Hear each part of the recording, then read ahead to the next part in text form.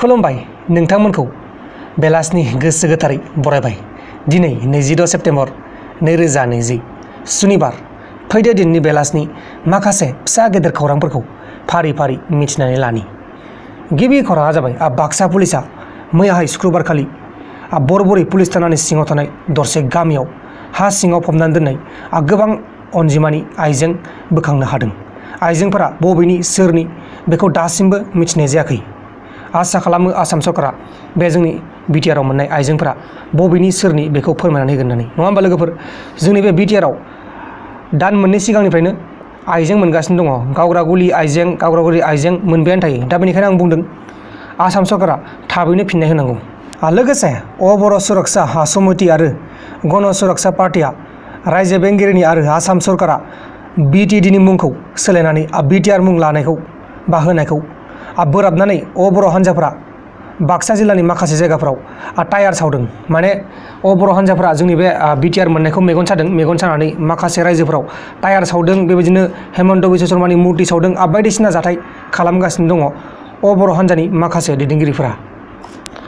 गुबुन फारसेथिं बाक्सा जिल्लानि गवारि प्राइमारि हेल्थ सेन्टाराव बा हेल्थ सेन्टारखौ लुखांनाया 10 बोसोर बारलांबाय, नाथाय दासिमबो बे हस्पिटालखौ बेखेवाबालासिनो ओरैनो दोनगासिनो दङ। रावबो डक्टर आरो नार्स फैयाखै। बे हस्पिटालाव माब्लाबा मैदेरसो फैयो होननानै गामिनि मानसिफोरा खौरांगिरिनि मेलजों फोरमायदों। जोबोद दुखुनांथाव खौरां। जोंनि बे बिटिआरआव गोबां रोखोमनि हस्पिटालफोर दङ, नाथाय बैफोर हस्पिटालफोरखौ ओरैनो लुनानै दोनदों। रावबो डक्टर फैया आरो बैफोर हस्पिटालखौ बेखेवाखैबो। दानिया फैदो गुबुन खौराङाव। गुबुन खौराङा जाबाय आसाम पुलिसनि SI आनजादनि रावबो दायनिगिरिया गलांनो हानाय नङा होननानै बुंदों बिथां सर्बानन्द सन'वालआ।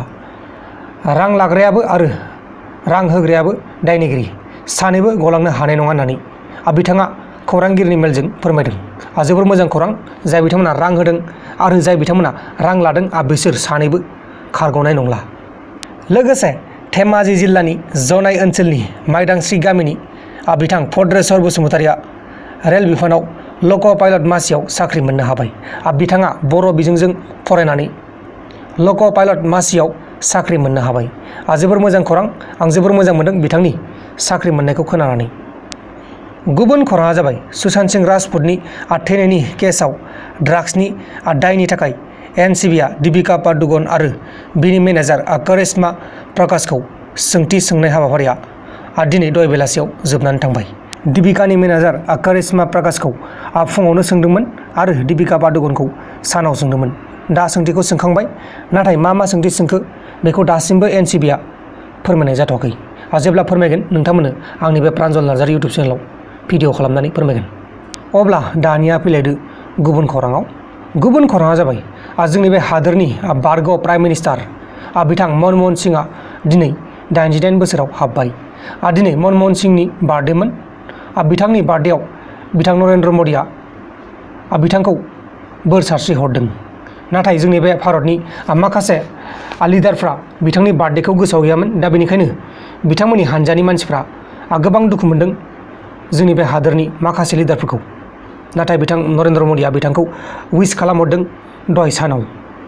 लोगोसे एक्ट्रेस कंगना रानौतआ टुइटाराव आबादारिफोरखौ गोख्रों दाबि खालामनायखौ टुइटारनि गेजेराव टेररिस्ट होननानै टुइट खालामनायनि थाखाय कर्नाटकानि तुमकुर JMFC कर्टआव क्रिमिनेल केस होनाय जाबाय। माने बे एक्ट्रेस कंगनाया गावनि टुइटाराव आबादारिफोरा जे धरना खालामबाय दंमोन ना, बैफोर धरना खालामग्राफोरखौ टेररिस्टफोरजों रुजुदोंमोन। दा बेनि दायावनो कर्नाटकानि गंसे कर्टआव क्रिमिनेल केस होनाय जाबाय। दानिया फैदो जोबथारनाय खौराङाव।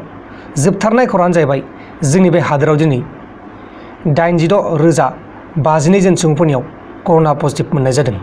बेनिनो 1,146 जन सुबुंफोरा बे गिलु बालु भाइरासजों थैनांगौ जाबाय।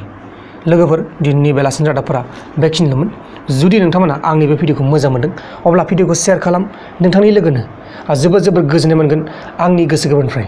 बाय बाय।